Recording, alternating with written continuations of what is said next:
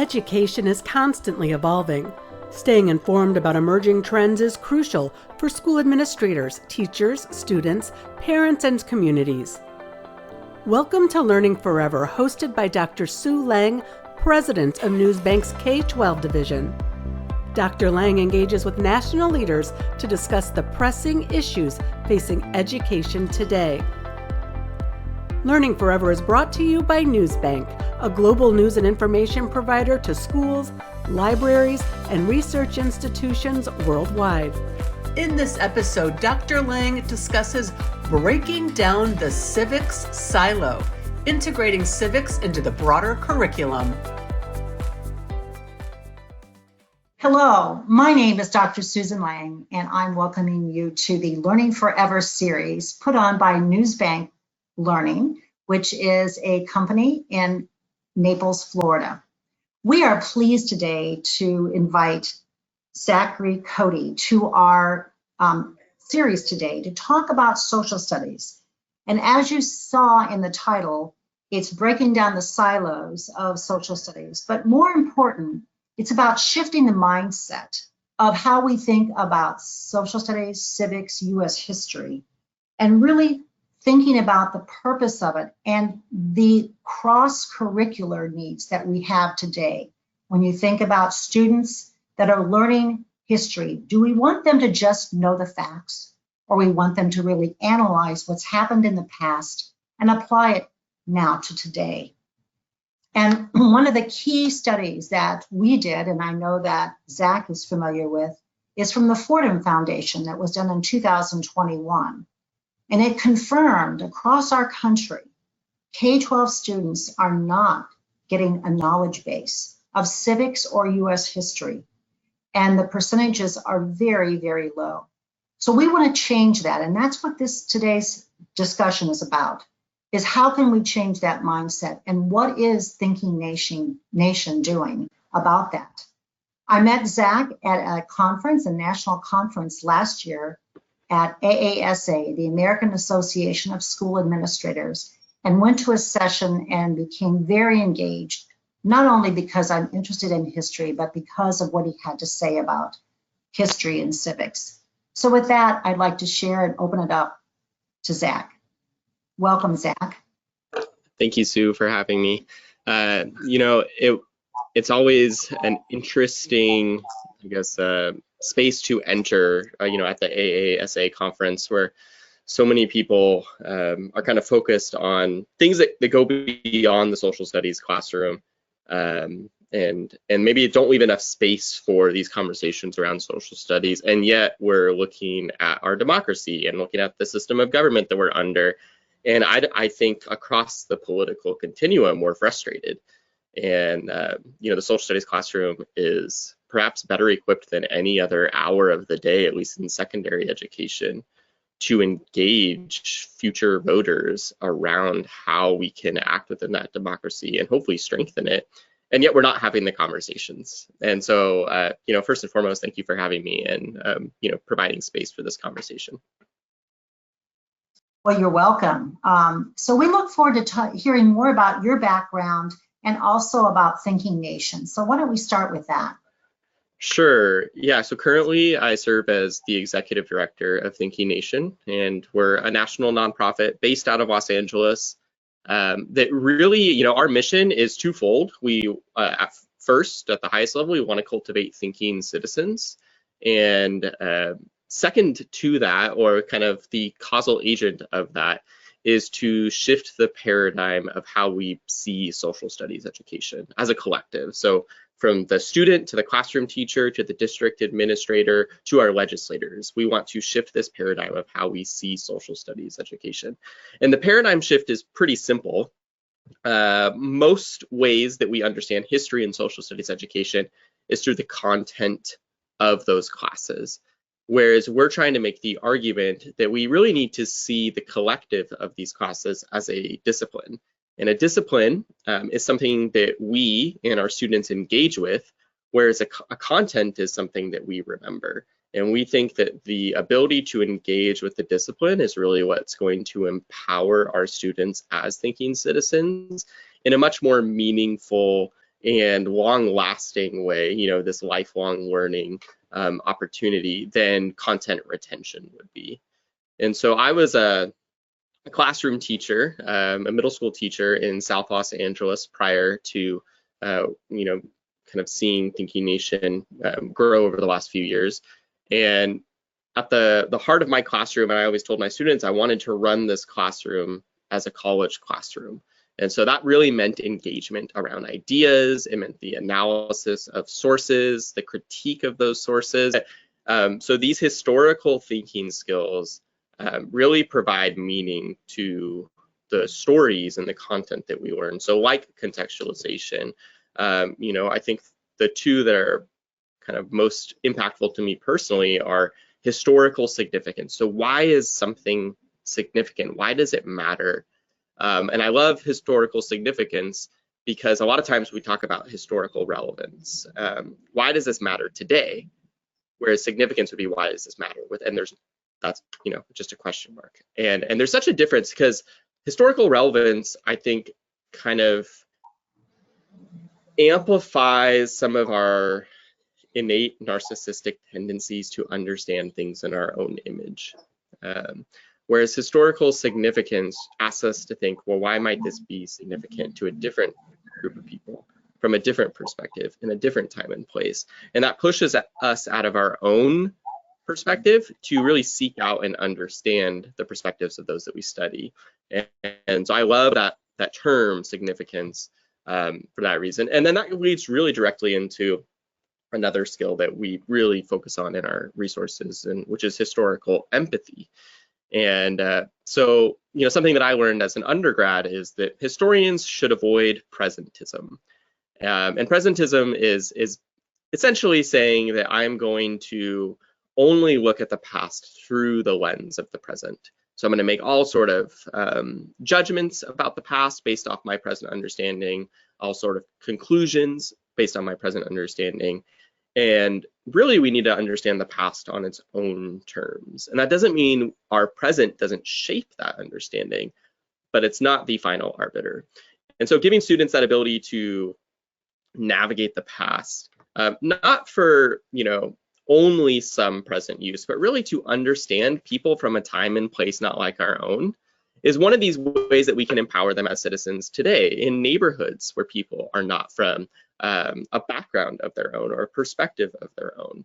And if our first job is to understand and not draw conclusions, when we end up drawing conclusions, they're evidence-based, they're not rooted in our own perspective, but in a diversity of perspectives. And it really just, kind of simply, it makes us better people. And there's just such rich opportunities to cultivate those skills in students in social studies classrooms because the content is so filled with a diversity of the past. And yet, if we only focus on the content of the past, we miss out on enriching our students in that way. And that's really where we want to focus, is make sure that students don't see things as this binary or stories of dead people as we often hear, but they really see value in the analysis and the understanding, which breeds this empathy that is really empowering and impactful, I think, to us as citizens.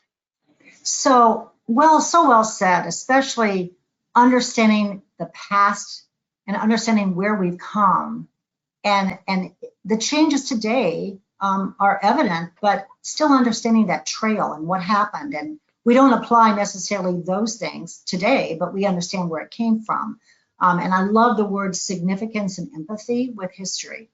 So knowing that and sharing what you just shared, Zach, how do we do that in the classrooms today? What needs to be done? What's different? Sure. So I think that goes back to the title of our talk, is the breaking down of silos. And so if we go back to kind of the original aim that I said about shifting the paradigm from a content to a discipline, one thing that we've done collectively across the country is we've essentially siloed the different components of social studies. So, I am a world history teacher, or I am a US history teacher. I teach ancient civilizations. I teach United States government. And so when we see our identity into the content that we teach as teachers, our students also create these silos of their own understanding. But in reality, all of those different content areas are underneath a disciplinary umbrella. And so I think one thing we can do first is to acknowledge that, say things like I am a history teacher this year of the United States, right? Or this year of ancient civilizations, or even if it's a decade of those things. But like the primary identity for us educators should be in the discipline. And I think having that mental paradigm shift for us individuals then breaks down those institutional barriers and silos that I think need to be broken down. Because, I've been in so many department meetings. Let's say there's a middle school world history teacher and a high school US history teacher, and they can really ask each other two questions if they have a content mindset. And it's, what are you teaching and how is it going? And yet they don't have a language, this disciplinary language, to have a robust conversation around student growth, around the discipline, around these analytical attributes of our discipline. Now, if we're both teachers of history, or we can broaden that out to social studies, and the content is just what's different. Now we can ask questions. Well, how are your students demonstrating historical empathy in your class? How are your students understanding causation or change over time in your class? And these skills, these dispositions, transcend the individual content areas that we teach. And if we can first give teachers just a common language, regardless of the content within the discipline that they teach, we're going to promote, I think, healthier vertical alignment across the classrooms, as well as interdisciplinary collaboration. So, yes, these are historical thinking skills, but there's many tangential skills to them that transcend history. And so that really equips. And Fordham did another study, it was actually in late 2021 as well, around literacy in elementary schools and literacy in elementary education. And the single most determining factor of literacy growth was a strong social studies program, even more than doubling down on a literacy class.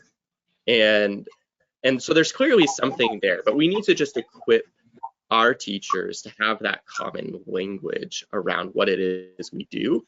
And that's really what's going to breed both the vertical collaboration across grade levels and then also the interdisciplinary collaboration. And then the second component is we have to have a common language for what success looks like. And this is where Thinking Nation, we really pour a lot of our efforts into, is how do we measure success in the discipline? Because too often, the primary measurement of success has been a student's ability to retell the teacher what the teacher told them earlier, right? And we've gotten really creative about how we do it. We have these beautiful dioramas, these art pieces, these presentations. But if you kind of distill all these, quote unquote, authentic assessments down to what it is we're measuring the student's ability to either retell us what we told them or retell us what the textbook told them. And that's still not the discipline, right? That's and it's not empowering. So how do I measure a student's success around causation or continuity and change over time or contextualization? How do I measure their ability to evaluate evidence? How do I measure their growth in, holding historical empathy? And so what we want to do is we want to give districts a common language for success around the discipline. I heard it at a math conference once. The speaker said, it's important that we recognize that we always value whatever it is we evaluate, or we evaluate whatever it is we value. And so if we're only evaluating our students' content knowledge, we're basically sending them a message. I only care about your ability to retell me information. But if we can coordinate those assessments around a new value for the discipline, we're really expanding what it is our class can do for students. And going back to that vertical alignment piece, if we have a common language for how we measure success, we can actually track students' growth across the different content areas of the discipline. So we can create a framework to measure student growth around evaluating evidence from their time as a 6th grader to the time as a 12th grader. And then if you do that with all these different disciplinary thinking skills, you can now get whole district departments into a room together, and they can have really robust conversations around student growth rather than just asking each other, what are you doing and how is it going? And that's really what's going to shape the paradigm, right? Are these practical tools and practical language for success to demonstrate to both ourselves and our students that we're empowering them with a discipline and not a content. So I'm going to pause for a second and just kind of reiterate what I took away from your conversation. One is that that students in the elementary level are not really getting social studies curriculum because they're spending so much time, which we know we want literacy in elementary, we want math in elementary, but what's happened to the other courses like social studies? The other piece I heard you say is that there needs to be a common language with all social studies teachers, and that common language has to do with not just specific areas of world history or US history, but common language across history subjects. And when we think of social studies and we think of language arts, they too blend together. And in any school, whenever they were doing any type of a block schedule or interdisciplinary work, those two courses seem to align the best because they both had literacy involved in them. And then the final one that I heard is the measurement. What is success? And we have done a good job across our country as far as trying to focus on standards. Now, the Fordham study again said there were some states that were not very good with their standards in US history or civics and others well, but at least they have begun to focus on standards. But those standards require critical thinking. They require those higher level thinking, not just regurgitation of information, which leads me to the question of what should assessments look like? Because we don't just do exit tickets anymore with multiple choice questions to really ask students to analyze then and now historical events. So it's going to have to be more written essay questions. Am I following your thoughts on this? I just wanted to make sure that we're. Yeah. You know, there's just like a quick note on the elementary piece. It's not just that, you know, and science is included in kind of the second class subjects for elementary, and the emphasis is on math and ELA. Given, you know, my expertise isn't in STEM, so I'll kind of stray away from that. But at least with this literacy component, it's not just that social studies and knowledge of the past is being sacrificed at the altar of literacy.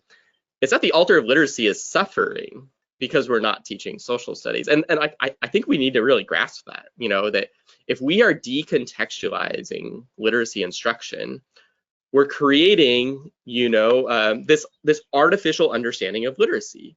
And social studies is really what breathes life into literacy, right? Having that contextual knowledge, having that background knowledge is, you know, and that's the Fordham Institute's argument, is having those things that only social studies can provide is actually going to better equip your literacy goals. And so, you know, I hope superintendents and other district leaders read that and see that and make the shifts, because it's not just, you know, sacrificing good stories because we don't have time, we got to teach students how to read, but it's those stories equip our students in their reading, and I think that's really important. It goes back to that thinking, Zach, that you just talked about, thinking of it as a course, a discipline, versus using social studies as your literacy content for teaching, you know, for understanding the skills in literacy. And I'll just, you know, one last thing is Thinking Nation commissioned a white paper around the state of social studies education. And you can go to our website, thinkingnation.org, and see that, and you can download the white paper. And the state is not healthy, which makes that, like, democracy is not healthy right now. And you know, I think it was Reagan who said that democracy is only a generation away from failing. And so we have to be persistent, we have to be consistent. And I think we just really need to take to heart that, we're a country that believes in public education. We believe in supporting all students, regardless of background or socioeconomic status. And so let's rethink, at least in my domain, this hour of the day or more that can really empower students in a way that's going to contribute to the health of where we live. And I hope that that's, we just continue to ask questions around how we can do that effectively. And not only have students have that knowledge base, but to be able to be productive citizens in our country with a different mindset as far as understanding social studies. Well, this has been a great series. Thank you so much for your time. Thank Thinking Nation, and hope to see you at next year's conference. Yeah, thank you so much, Sue. Learning Forever is brought to you by NewsBank. For more than 50 years, NewsBank has provided K-12 schools around the world with research and classroom products delivering vetted, trusted, primary source news content to enhance learning in and out of the classroom. Products like Access World News, America's Historical Newspapers, and Research Rockets help students build critical thinking and information literacy skills. Contact us to learn more.